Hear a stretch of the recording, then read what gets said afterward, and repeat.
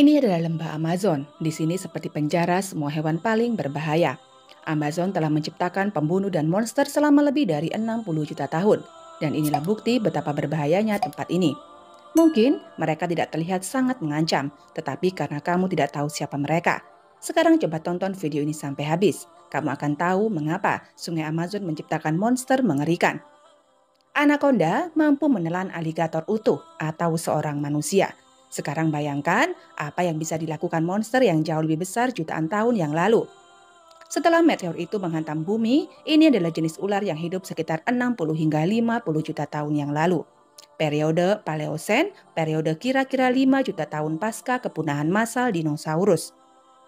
Bersamaan dengan munculnya kura-kura dan buaya purba, saat itu terjadi kekosongan di puncak rantai makanan dan Titanoboa inilah yang mengisinya. Satu-satunya spesies dalam jenis ini adalah Titanoboa carejonensis, ular terbesar yang pernah ditemui. Para ilmuwan memperkirakan Carejonensis memiliki panjang 15 meter dengan berat 1 ton lebih dan lebarnya mencapai lebih dari 1 meter. Fosil Titanoboa itu ditemukan di tambang batu bara Stereoson di Kolombia Utara tahun 2009 dalam kondisi hampir utuh. Jika ular lain membunuh mangsa dengan taring dan racun, maka ular raksasa purba yang hidup di belantara Amerika Selatan ini menaklukkan musuh dengan memanfaatkan bobotnya yang mencapai 1 ton lebih. Ia menyerang secepat kilat, kemudian menghancurkan, meremukkan, dan menindas tubuh mangsa hingga mati sebelum menelannya. Titanoboa sama sekali tidak memiliki padanan dalam hal ukuran, bahkan mampu memangsa buaya dewasa. Saya bahkan tidak dapat memperkirakan berapa banyak ikan yang dibutuhkan oleh raksasa seperti itu dalam menu makanannya. Masih banyak makhluk lembah Amazon yang sebaiknya kamu jangan pernah sekali-kali mendekatinya. Satu dari setiap 10 spesies yang diketahui hidup di tahun hujan ini, jutaan spesies serangga, ribuan burung, ikan, ratusan mamalia, amfibi, reptil, dan masih banyak lagi di sini yang mematikan. Ada sekitar 100 spesies katak berbisa di hutan Amazon. Beberapa di antaranya bisa membunuhmu dengan sekali sentuh. Kemudian ada juga buaya, belut, listrik, piranha, ular berbisa, kelelawar, vampir, watch, dan kamu juga dapat menemukan laba-laba wandering paling berbisa di dunia. Semut peluru, semut dengan sengatan dan gigitannya yang sangat kuat ini dipakai untuk menguji kedewasaan. Setiap suku memiliki tradisi masing-masing dalam mengukur kedewasaan seorang pria. Salah satunya adalah suku Mawe, suku asli di hutan Amazon Brasil.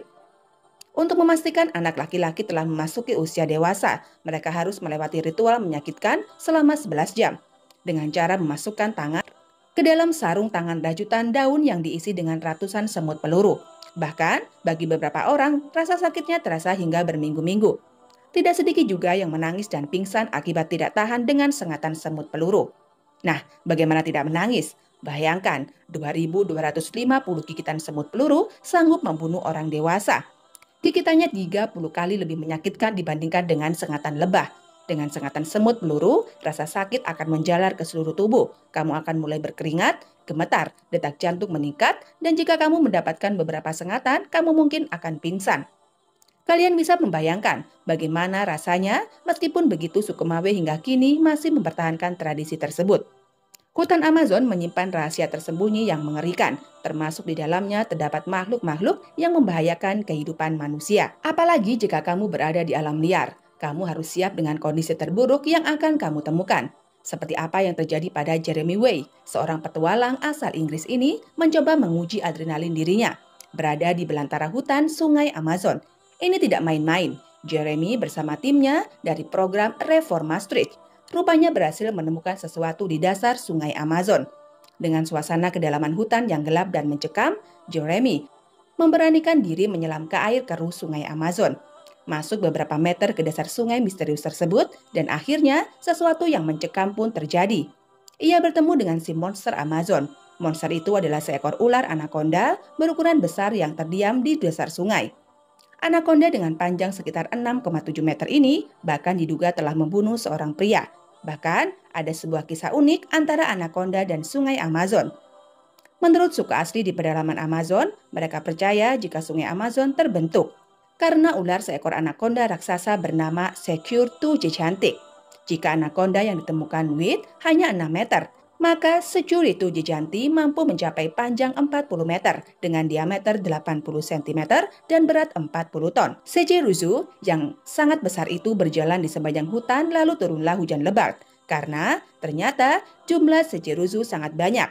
Mereka berusaha berlindung dari hujan lebat.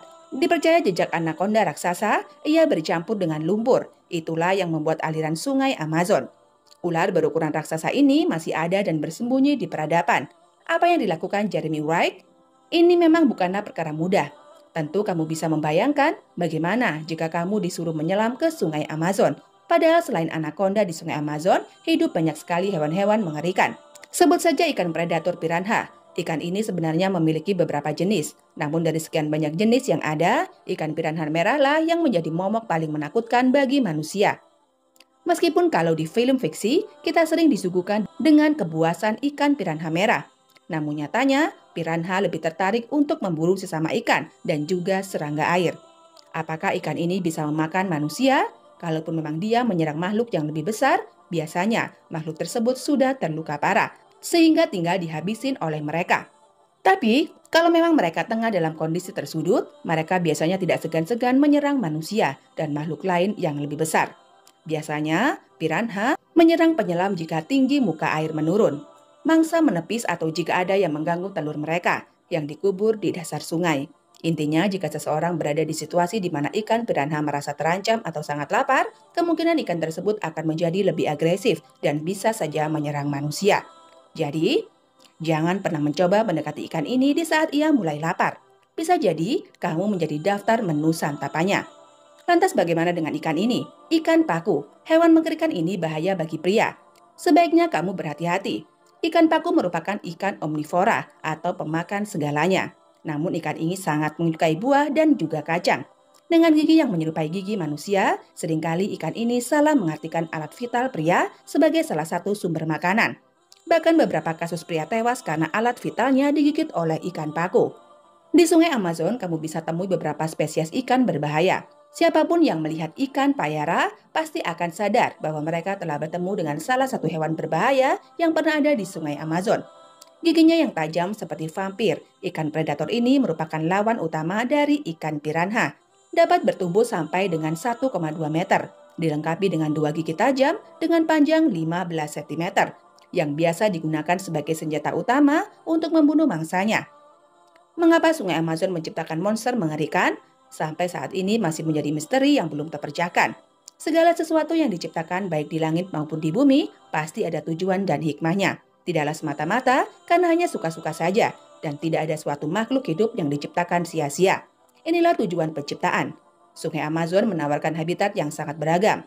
Selain memiliki predator, puncak habitat itu juga menawarkan makanan yang berlimpah. Dan bukan hal yang mustahil jika sungai ini melahirkan monster-monster yang menakutkan. Monster sungai Amazon ini mewarisi sifat nenek moyang mereka yang ganas dan berbahaya.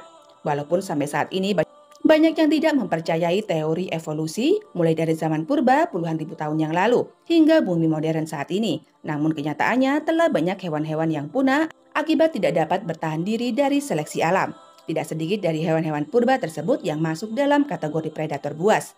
Beberapa dari mereka diyakini berevolusi menjadi hewan yang lebih kecil dan sederhana, sehingga tingkat kepuasannya jauh berkurang. Seperti yang sudah kita bahas dalam video ini, jadi apalagi yang bisa saya tambahkan? Mengajarkan mereka bertahan hidup, mengapa tidak?